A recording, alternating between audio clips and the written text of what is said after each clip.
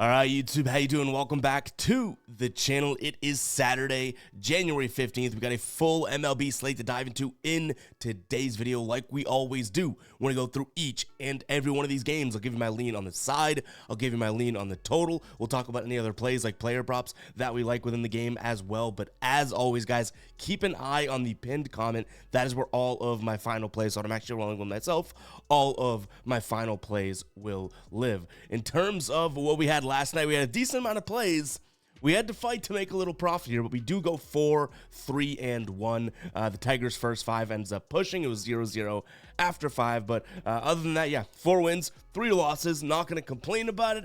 Wish a couple other things bounced a couple other ways, but nonetheless, guys, I guess we can't complain about being in the green, even if it is that much, right? It's better than being in the red like we were 2 nights ago there. So 4 and 3 night, but what I want to talk about here and pumping some damn crowd noise is the ride of the day coming in from my man Mark.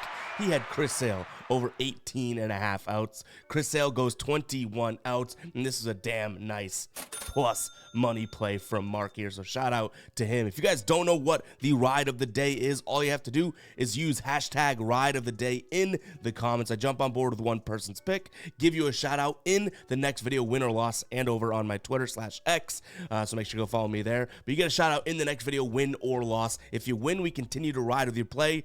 If you lose, we got to talk about it, right? But shout out to Mark for hitting it. Looking forward to seeing what he rolls with today. But yeah, go ahead, hit that subscribe button, hit that like button as well. We're going to have another NBA video, which is great, right? Because the Celtics did not show up last night, and Mavs did, credit to them. But this is NBA. Let's start talking that, right? Hit that subscribe button, hit that like button. Let's jump into game number 1 here. We have Minnesota taking on Oakland. So far, this has been a Minnesota series. Yesterday's game, obviously a little bit closer. Minnesota kind of rallies, I would say, late because Oakland got off to a hot start. But nonetheless, still, Twins have taken both games so far in this series. On the mound today is going to be Bailey Ober for the Twins going up against Joey Estes. Bailey Ober hasn't been all that phenomenal. He's looked good at home a few times here, so I get why the Twins are so favored in this one, excuse me. I can't really get behind Oakland's offense, even though they did score 5 runs yesterday, which seems like it's kind of unlike them. Overall, I mean, they score 4 runs in the first inning, and then it's like crickets, right? Crickets. I think I got a soundboard drop for that. So I don't necessarily feel like trusting Oakland today, especially, with a little bit of a pitching discrepancy. So I'll lean towards Minnesota, but with those odds, I doubt this is something that ends up being a final play of mine, just due to the fact that, Minnesota seems to be pretty damn priced out. The total sitting at 8. Yesterday we saw 6-5, but that seems like it's a little bit more of an anomaly than what we can expect. We saw 6-2 prior to that. In this series, and I don't necessarily know if Oakland gets to Ober today, so I'm going to lean towards the under as well. But like I said, guys, we're kind of starting today's slate off with a meh type of a game. Like, I don't really envision me trying to spend too much time throughout the day needing to place a bet on this game. So it's kind of like, all right, well, that's the way that I'm leaning. Something would need to come across my plate today that, come across my destiny, I think is the saying, that would really make me and want to make me, entice me to make a bet on this game. I don't necessarily see that happening. Next up, we have the Cubs taking on the Cardinals. We got Shota Imanaga on the mound for the Cubs, going up against Andre Palante on the mound for St. Louis. I guess he's just turned into, for at least right now, right, a starter of theirs. St. Louis has won 3 straight games, including yesterday's win over the Cubs here. Chicago has lost 6 of their last 10. They haven't been playing the best of baseball, but Shota Imanaga is on the mound, and I think that is obviously, a good spot for them. They've won both of his last 2 starts here. Unfortunately, they're really pricey right now, -175, so I think the way that I'd look at this is, okay, fine, I'll trust Imanaga, I will, but we're probably going to look at like the first 5 run line, so, the Cubs to win pretty much by 0.5, so, be up by at least 1 run after the first 5. That way we're kind of targeting Imanaga versus Palante. Now, I will say that the offense of the Cardinals versus, I guess both these teams, Cardinals versus lefties and then Cubs versus righties, there's probably an edge toward the Cardinals. So if you want to go with the Cardinals, or you're looking at a nice plus money opportunity with the Cardinals, that's a sound argument to make. I do get it. But to me, like, if there's one time to bet Cubs, it seems lately, it is when Shota's on the mound. So I'm going to lean towards Cubs in the first 5 run line.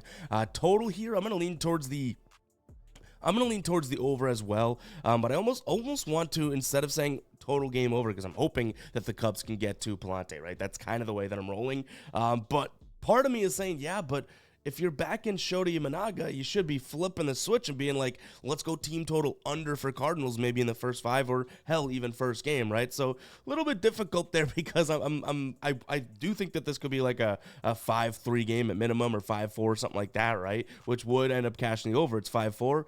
But if I really get down to the brass tacks as to why I like the Cubs today, because of their pitcher, which doesn't suit me taking a full game both teams over, right? So maybe there's a chance the more we kind of dive in and sink our teeth into that we could be looking at a Cardinals team total under or something like that. So we'll see. I know I'm talking out both sides of my mouth right now, but that's how this crazy brain works.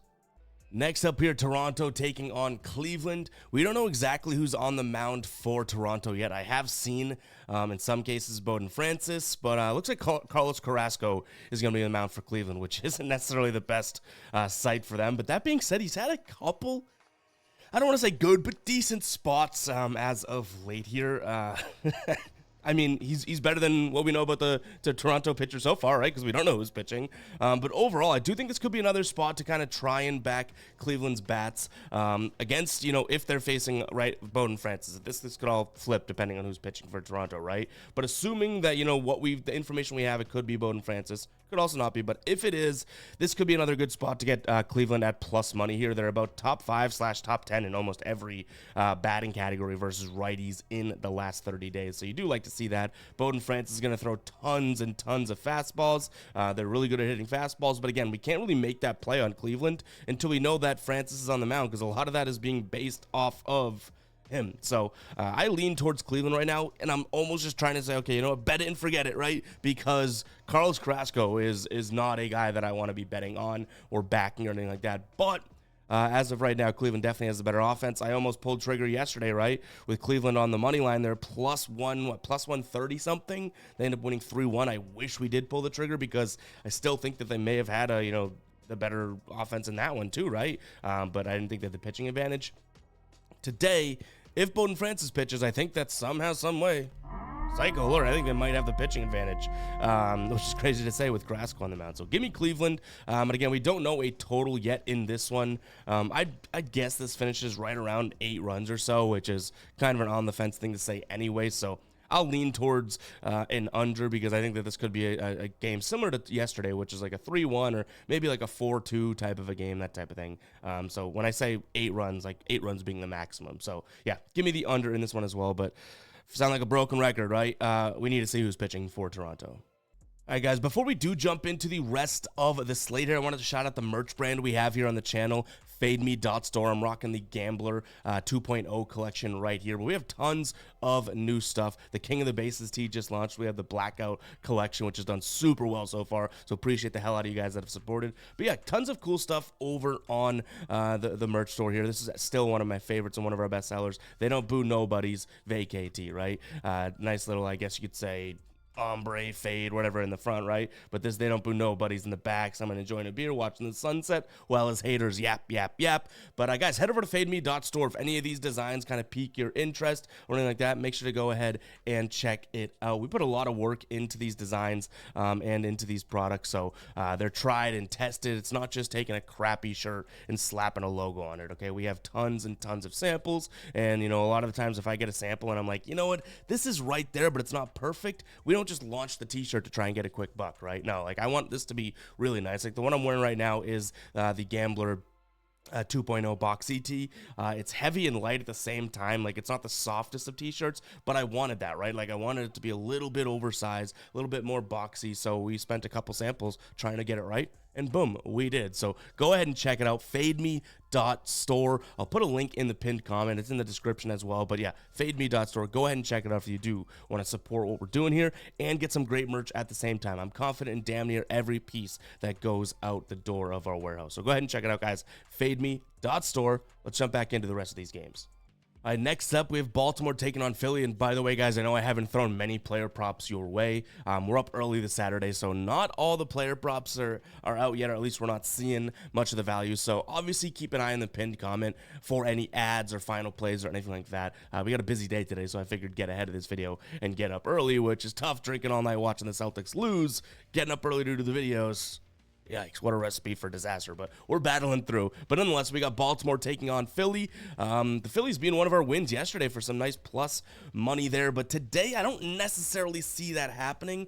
The unfortunate thing here is that if you do want to back Baltimore, you're paying a pretty damn big price tag at minus 180. So if you're sitting there being like, hey, I trust the Phillies bats for a plus 150 price tag, go right for it. But to me, this is probably going to be a first five Baltimore play or first five run line, that type of thing. Grayson Rodriguez on the mound, by far and away better than T1 Walker, who's on the mound for Philly. And Rodriguez at home has been very good this year as well. If you are also on, the Phillies, like I already mentioned, one really good sort of thing to note would be that Grayson Rodriguez throws almost 60% fastballs. The Phillies a very good fastball hitting team. So there are some little spots here in which I could say, you know what? Fine, go ahead. Phillies plus 150. But to me, this is a Baltimore spot all the way. I'm going to trust their offense against Walker versus, Philly and Grayson Rodriguez. So it's kind of the square play. I wanted to get the Philly, just couldn't necessarily make it happen. So give me Baltimore. Again, that's probably going to be like a first five run line, something like that. But I also don't mind taking a peek at an under 8.5. The Phillies, if this is a barn burning game that's going to score a bunch of runs, I do think the Phillies hold their own and then they have a really good chance to win, which again, I feel like I'm making really good points to bet the Phillies today.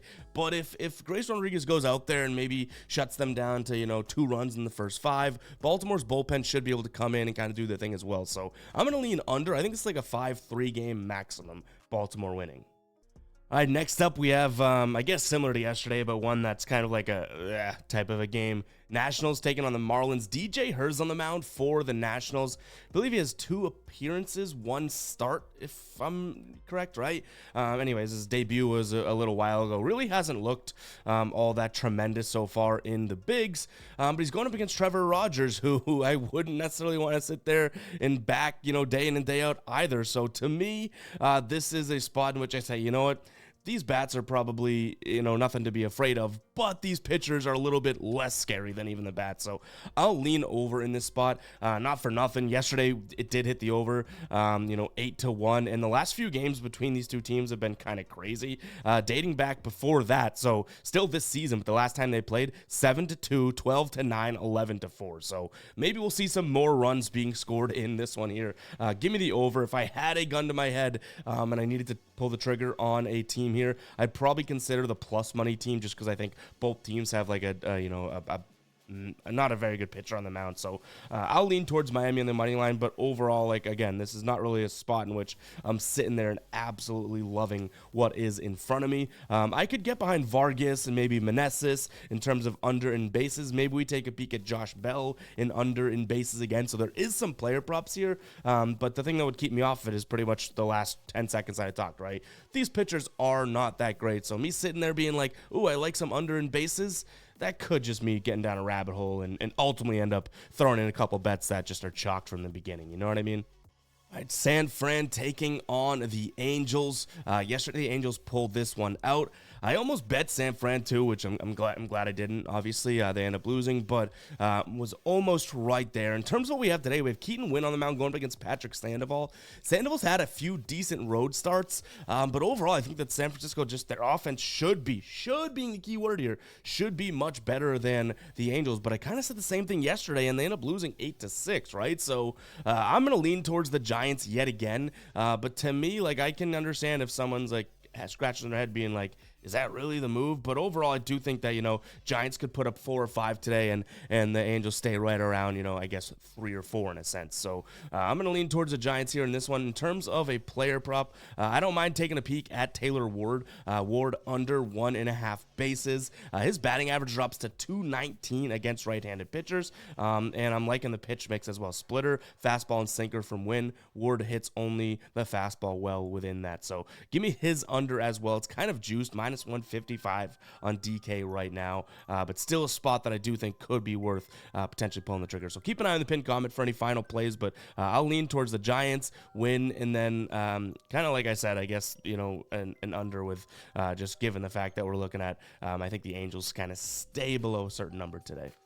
Maybe it's an Angels team total play. We'll see. Milwaukee taking on Cincinnati. Cincinnati getting the 6-5 win yesterday. That kind of burned.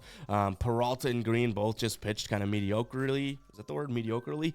On the mound today is going to be Bryce Wilson going up against Andrew Abbott, who has actually pitched fairly well on the road. And the Cincinnati team has started to bat righties really well on the road, whereas the Brewers have kind of slowed off against left-handed pitchers. So in this one, I don't know if I bet it myself, but for plus 120, I think the Reds could be in play here.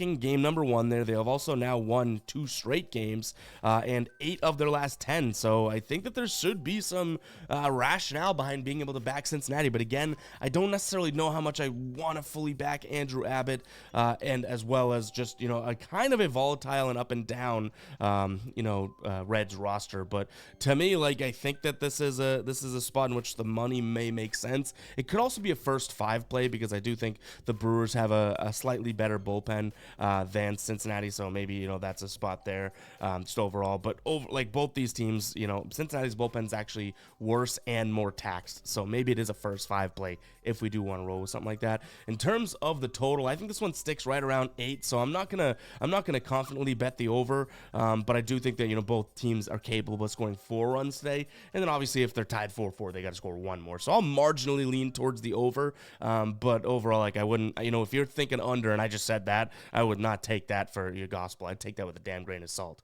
So give me Cincinnati as well as a slight lean towards the over, but that Cincinnati play, like I said, is most likely going to be something if we do touch it and roll with it. Like I said, it's already going to take a lot to kind of, trust that. But if we do roll with that, it'll be a first 5 type of a play. A spot that I don't mind is going to be Jonathan India, player prop wise, over 0.5 bases. He's done it in 8 of his last 10. I do just wonder and worry a little bit about the matchup here, but he's going to see a lot of cutters. His K percentage against cutters drops to 6.7. His WOBA jumps up to 573. So like that matchup as well.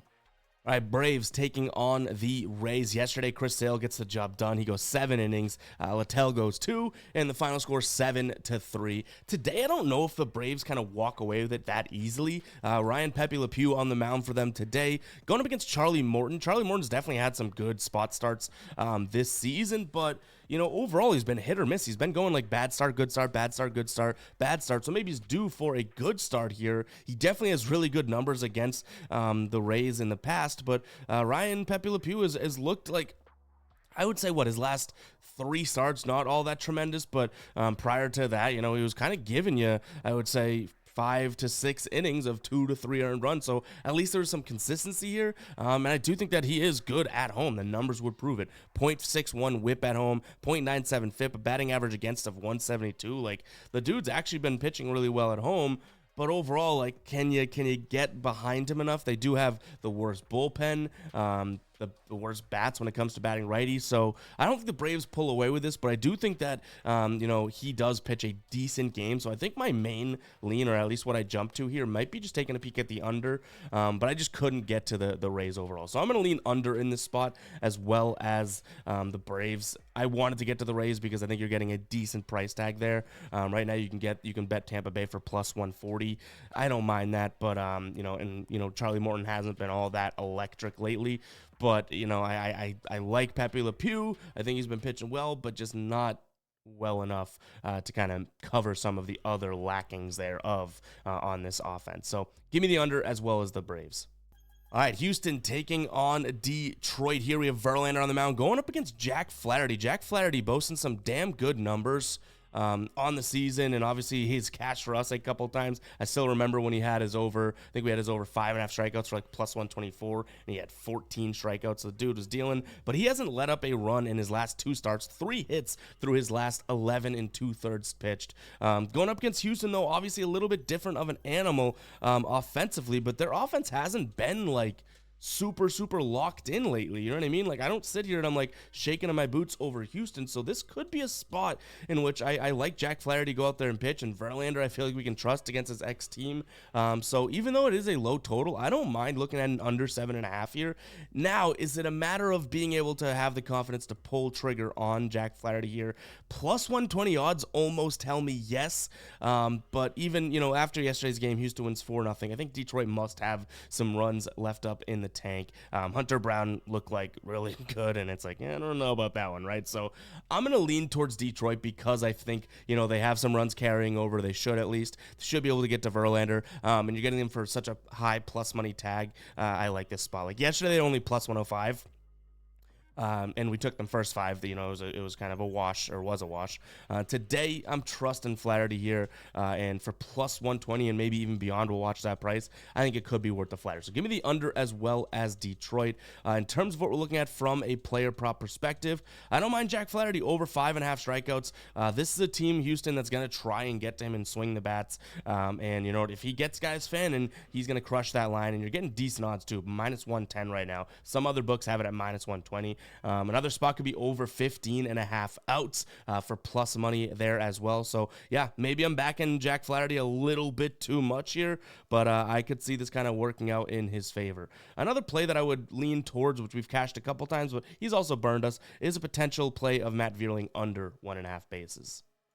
All right, Mets taking on the Padres. We got Quintana on the mound going up against Adam Mazur for the San Diego Padres. Neither one of these pitchers I want to put my money behind. At least Quintana's been very consistent in terms of how he's been pitching. He's going to pitch 5 to 6 innings. Maybe that's even being a little bit generous. I mean, he's going to pitch 4 to 5 innings and give you 2 runs. And then it's a matter of, after that, can the Mets kind of hold it together and everything like that, which they did yesterday. They win a close one, a low-scoring 2-1 game. Even 2 of the 3 games against Miami were close.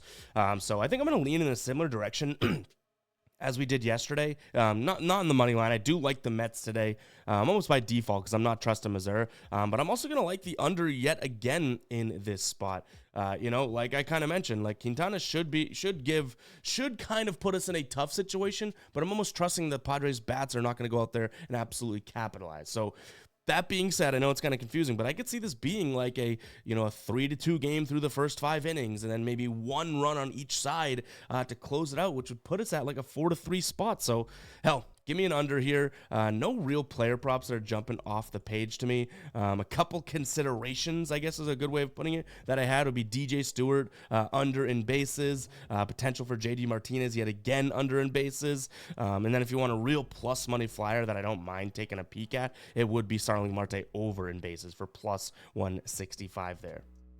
All right, Red Sox, Yankees. I was definitely interested to read some of those comments yesterday, or I should say it was interesting reading some of those comments, because I said that the Red Sox-Yankees rivalry definitely doesn't have the juice that it used to have, right? So I kind of posed the question to you, do you think it's still a rivalry? And a ton of you guys in the comments, rightfully so, said yes, it's still a rivalry, whether or not it has that juice or not. A rivalry kind of consists of the idea of, well, when you play each other, is it more competitive? And I was like, those are all good points.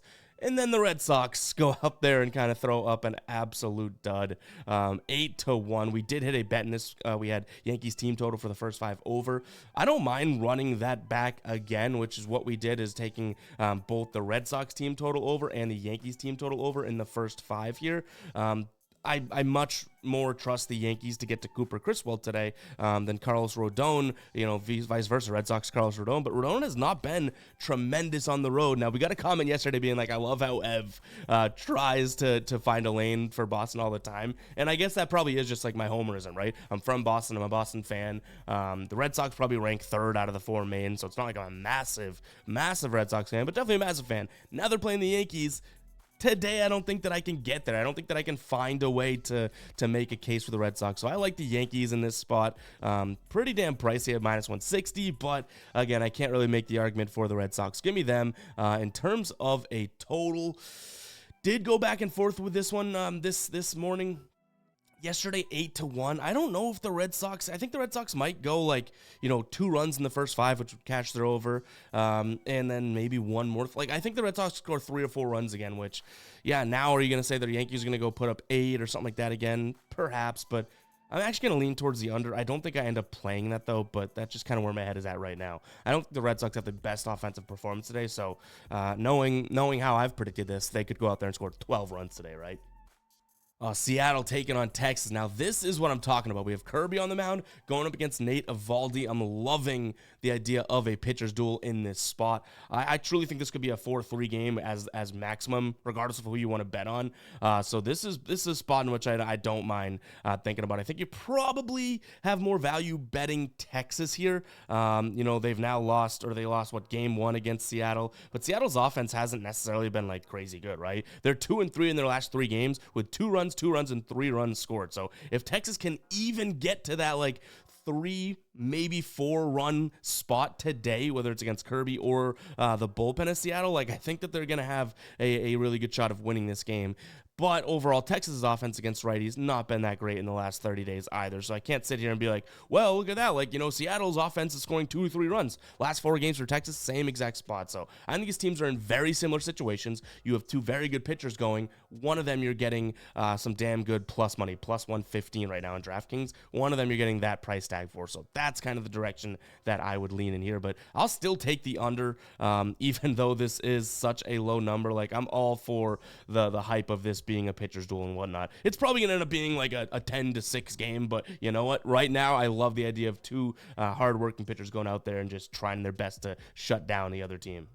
And by doing so, honestly, I like some unders for some nice names, like Adolis Garcia under 1.5 bases, maybe another Cal Raleigh play under 1.5 bases. I think there's a ton of opportunity when I do believe this is going to be a pitcher's duel that we could be seeing some nice unders here as well. So keep an eye on the pin comment. Again, we're not totally shored up on player props yet this morning, so that'll require some further investigation, I should say, throughout the day.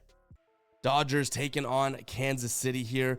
Dodgers massive favorites as Yamamoto's on the mound, but going up against Seth Lugo. And I'm not going to sit here and be like, oh my God, like this should be a really good spot for the Royals. Like, I'm not trying to make a real big case for them, but with Seth Lugo on the mound, who's been damn freaking good, to get the Royals at almost plus 200, plus 190 right now, I could see this being a good spot. Plus 190 over on ESPN.